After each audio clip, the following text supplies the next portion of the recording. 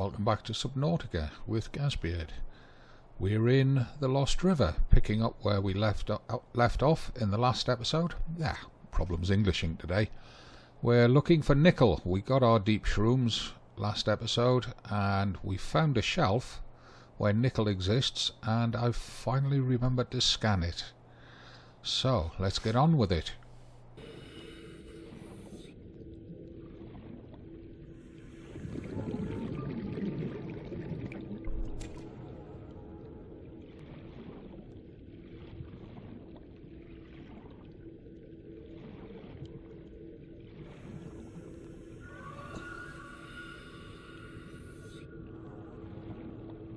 It is just standard quartz, yeah.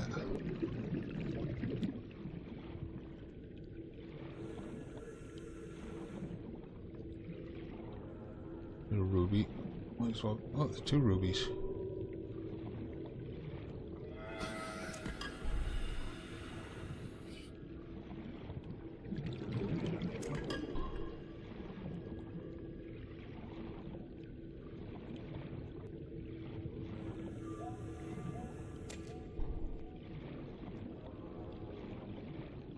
Oh, inventory full. Anything we can drop?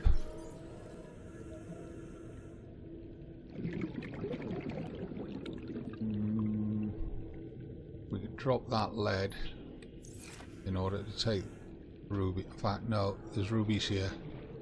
Damn it, that lead's gone down into the acid. Oh, there it is. Take that lead back. Leave those rubies for another trip. Right, time to get out of here.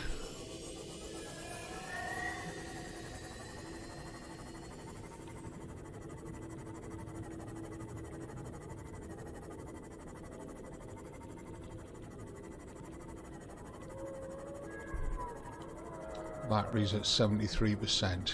That's okay, because we're going to take a direct route out. Calorie intake recommended. Yeah, roger that.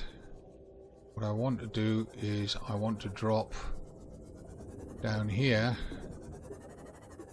I want to drop a beacon.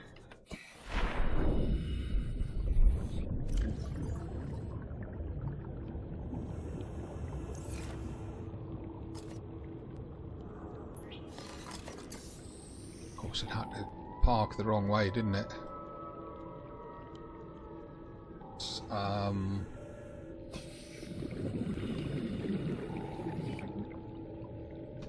Lost River.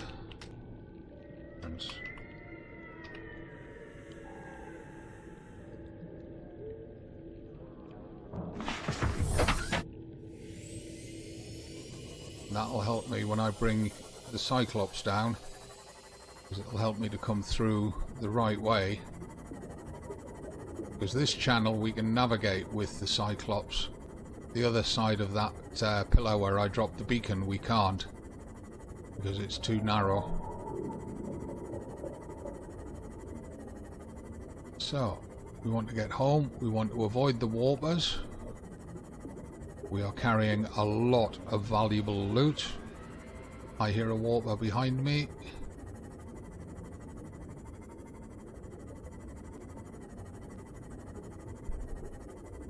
Diamond on the wall of the cave there. Oh crap, I'm lost.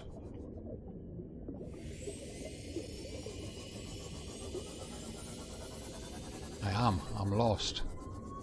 There's the Degassi habitat. I've got to go high here. Oh, there's the brain crab.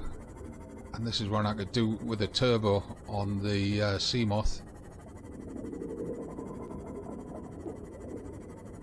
This is it. This is where we get out. Ah, there's a warper right there. Dive, get away from him.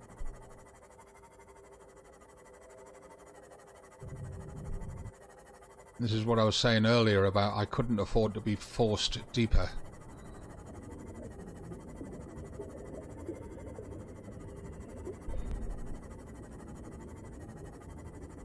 Right, let's hit the shallows as fast as we can. We need to get home. We need to eat. There's a risk of death if we don't get home fast, because when our hunger meter hits 0, we're going to automatically die, and we'll respawn in the base, but we'll have dropped a lot of our loot. How far is it to base? 500 meters. I may have to jump out and eat the nutrient block that I've got in the Seamoth storage, but I'm not doing it in these waters. I want to be up in safe water before I even think about that.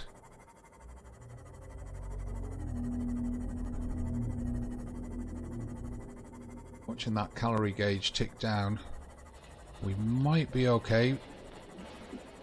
We should have enough to get us home. Whether we'll make it to the marble melon tray or not is another story.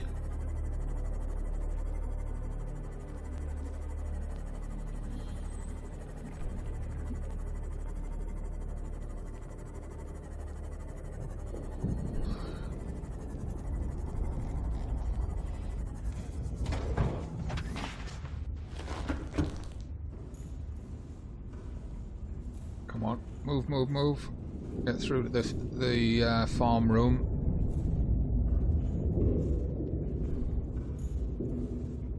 Food's the priority.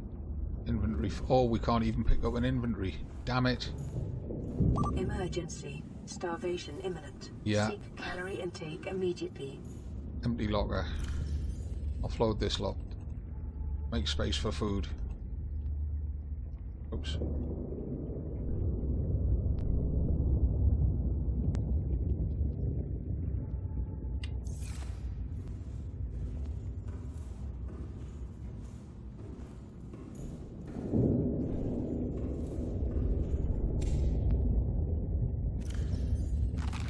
Vital signs stabilizing.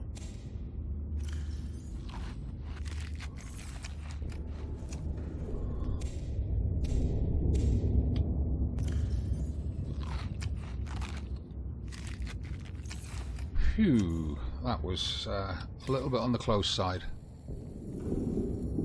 Come on. Get it.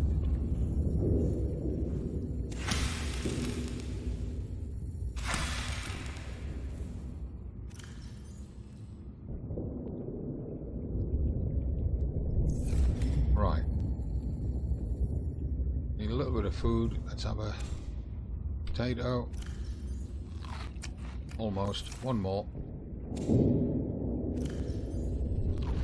There we are. 100% on everything. Now we can go pick up that loot again. Put it in its proper lockers.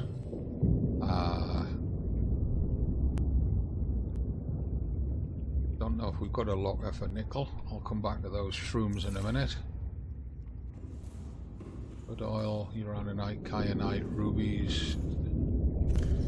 Oh, we don't have space for the rubies. That's a nice feeling. Titanium, copper, lead.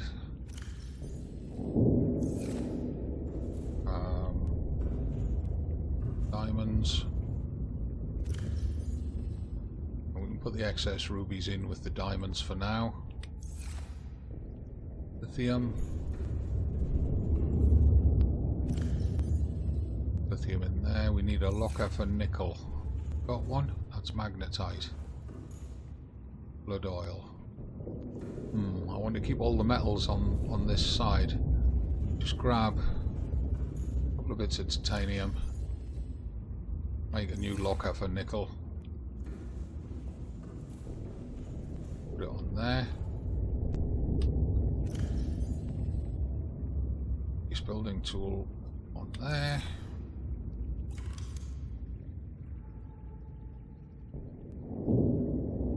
It's too high.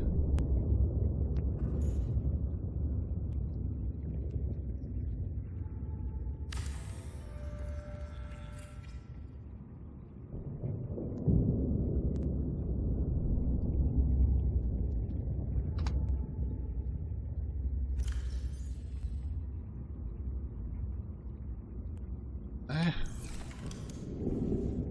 Shoulder away.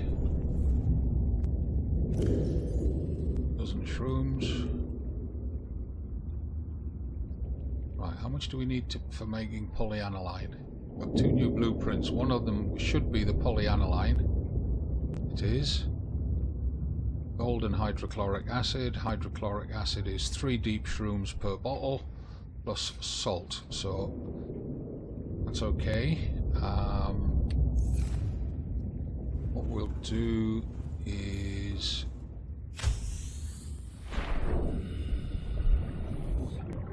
use this grow bed for deep shrooms. Put 6 of them in there. Gives us 6 to make 2 hydrochloric acids, which will let us make 2 polyanilines. Ah, wait a minute. They've gone in there as fully grown, haven't they? Now, only whenever you're taking cuttings off the acid shroom or the deep shroom, make sure that whichever one you're taking the cuttings from is isolated. We've got lots of space. So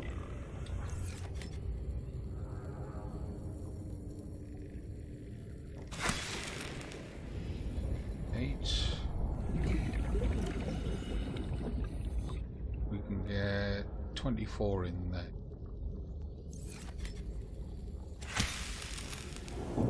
Getting 4 per shroom, so we can do this with 6 of them.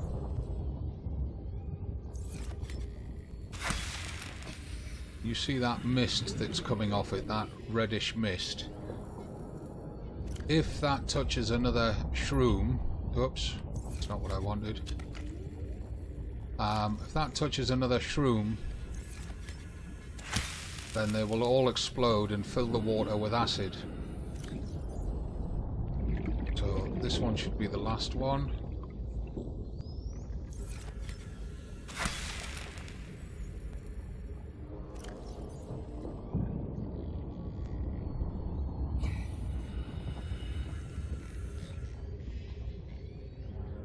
We now have a full grow bed of deep shrooms. They won't take very long at all to grow. Put that away. And well, we're going to be kind of restricted here, but we'll try it. We'll get 4 pieces off it. Take 2 pieces off each of them.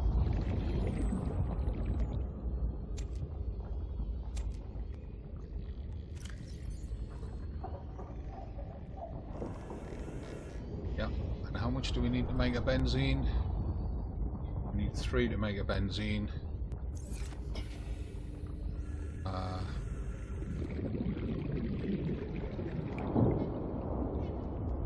1, 2, 3. Right, so we'll make a second benzene as well.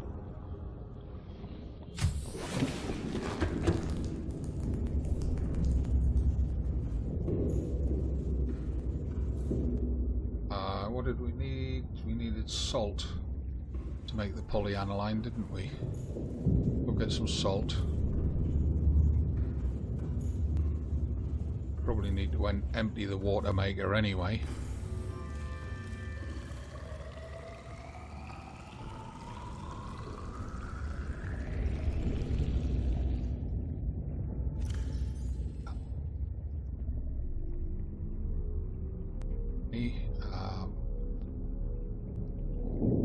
Hydrochloric acid, just need 1 salt per hydrochloric. Okay, that's good. Put a spare bottle of water in there.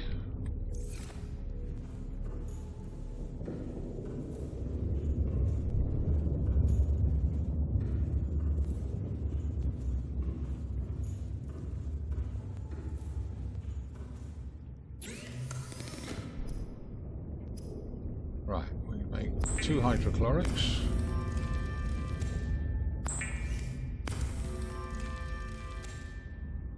Benzene. Right, and to make polyaniline is a gold and a hydrochloric. Okay, great. with synthetic fibres that seem to use the benzene so far, although I think we have got another recipe that uses it.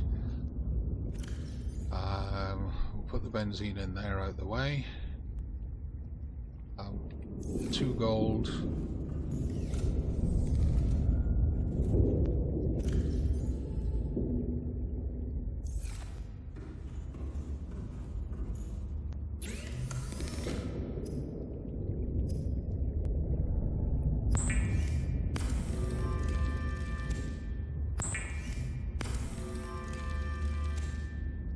That's 2 those.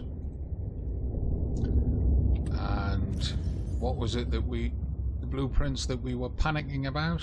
Well, let's get the sea moth kitted up first. The sea moth perimeter defense needs a wiring kit and a polyaniline. And what was the other one we wanted on it? Engine efficiency or hull reinforcement.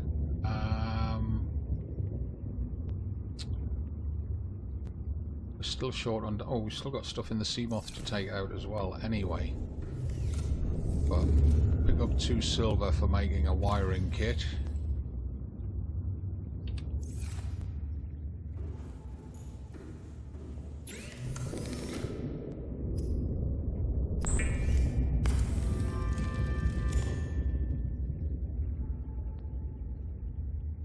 Sea moth defense system, I think we make at the modification station here.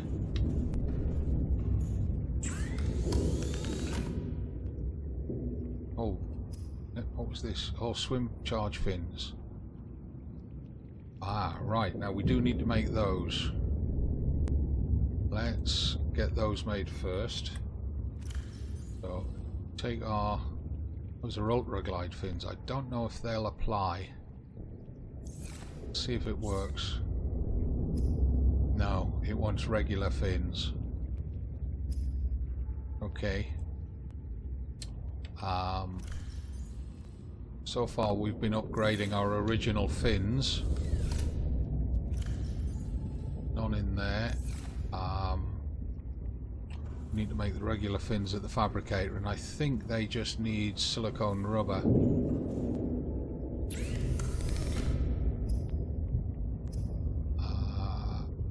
Fins. 2 silicone rubber. Which I've got pre-made.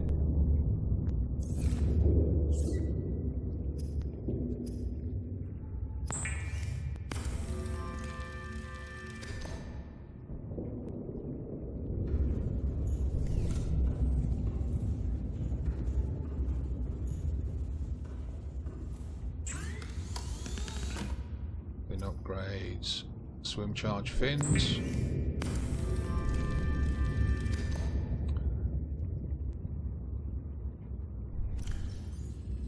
Swap them over.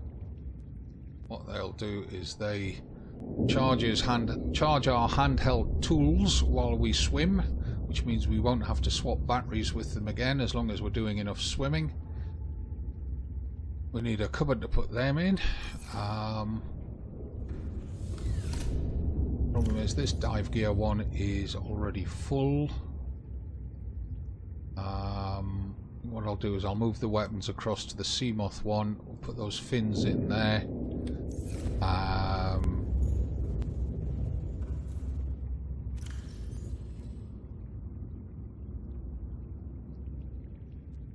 Right, now the other blueprint we wanted was the sea moth perimeter defense, so we need to make another wiring kit. It's 2 silver.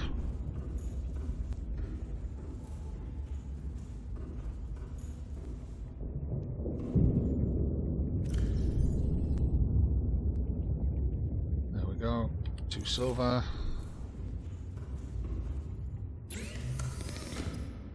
Wiring kit.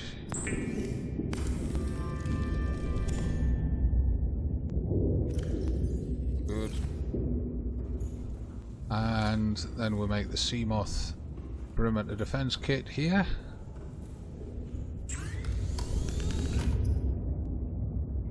Oh, that's prawn suit depth module. That's not what we want. Seamoth upgrades? No. Maybe we might make it over here. Yes, we do. There we go. Seamoth perimeter defense system.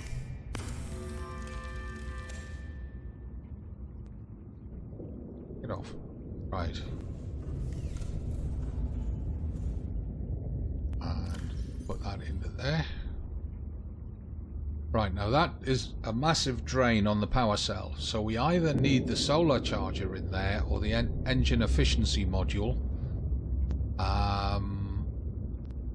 Starting to go deeper and deeper, so probably the engine efficiency module would help us more. I'll make that shortly. There's our new photo of the what's it tree. Those are messages from the PDA. Data downloads, alien data, force field control terminal. Device matches no known techs and is likely alien. Power is being routed via the terminal to the nearby force field. The technology is far beyond anything encountered before by the Federation. Nonetheless, there is a good chance it functions like a regular lock and only requires the correct kind of key. Now, it needed an orange tablet. Research probes. The prominence and facing of these alien devices suggest they are some kind of probe or sensor. Their subject would seem to be the vast skeleton in the center of the cavern. The attached cabled network may lead to a remote power station or data hub. Assessment, investigate. Okay. Geological data. Nickel ore. Nickel is a medium-hard, ductile metal used extensively in production of strong metal alloys. It has applications throughout the construction industry. Assessment, essential for advanced fabrication. Yeah.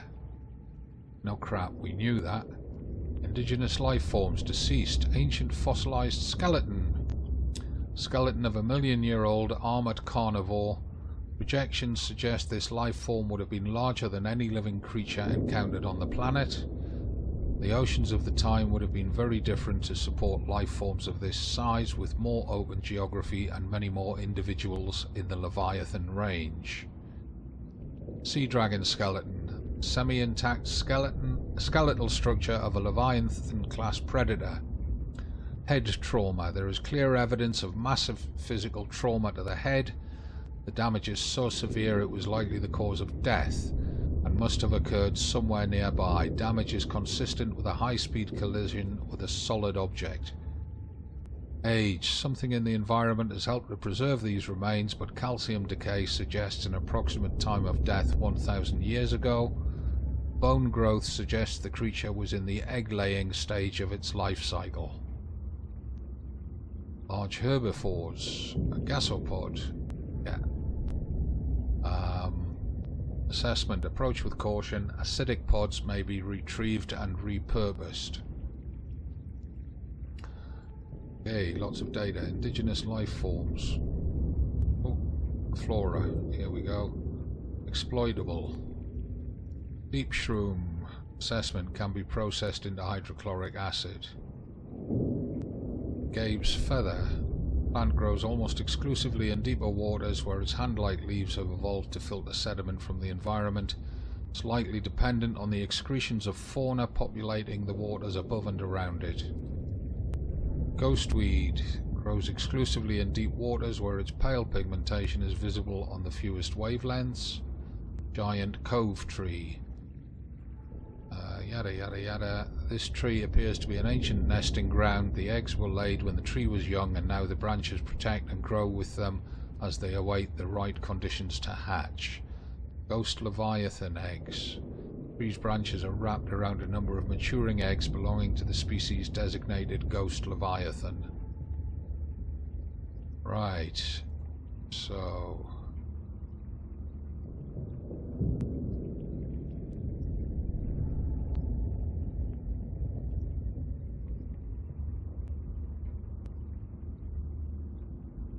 lots of new data there. Right, that's going to have to be it for today, ladies and gentlemen. It's an extra length episode. We did a lot more than I was intending to, but it's been well worth it. I've got to make the 4th upgrade for the sea moth, and then once our new plants have grown and I can start harvesting them, let's have a quick look at them, then we can start making the ones for the prawn suit. Well, those deep shrooms didn't take long to mature. The growing blood vines there at 62%. The ones at the back have already respawned their blood vine pods. Excellent. Looks like the creep vines have done the same with their pods, which is why they're so bright. Got our gel sacks, so we're not reliant on going into the deep caves to get either gel sacks or blood pods or the deep shrooms, which is great news. So, hope you've enjoyed this episode. Hope it's been interesting for you. Hope it helps you out with your own runs. Please leave your comments, questions, queries, tips, hints, everything else down below. If you spotted something that I bypassed without seeing it, please leave a comment for that as well. I'll see you in the next episode. This is Gazbeard signing off in Subnautica in the main base. Happy that I've finally got the materials to make the advanced modules for the Seamoth and for the Beard Walker, the prawn suit. Although I'm still looking for the grappling arm for the Beard Walker, and that might be the subject of the next video. Until the next time, you know what I'm about to say. It's not goodbye, it's just bye for now. 18 minus 10, 9, 8, 7, 6, 5.